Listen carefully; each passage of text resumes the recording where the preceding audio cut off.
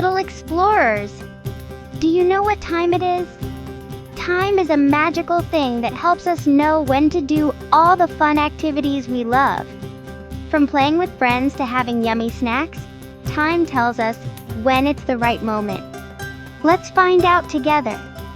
We're going to learn how to tell time using a clock. Are you ready? Let's dive in. This is a clock. It has numbers from 1 to 12 in two hands. The numbers help us know the hours, and the hands point to the numbers to tell us the time. Isn't that cool? The short hand tells the hour, and the long hand tells the minute. The short hand moves slowly, while the long hand moves a bit faster. Together, they help us know exactly what time it is. When the short hand points to 3, it's 3 o'clock. That means it's time for something special. Can you guess what it is?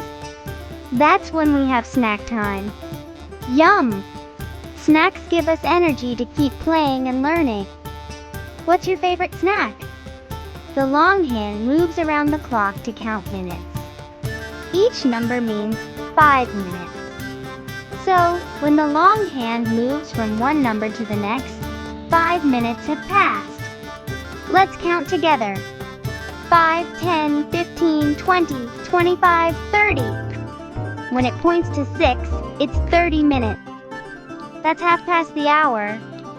So if the short hand is on 3 and the long hand is on 6, it's 3:30. Isn't that fun to know?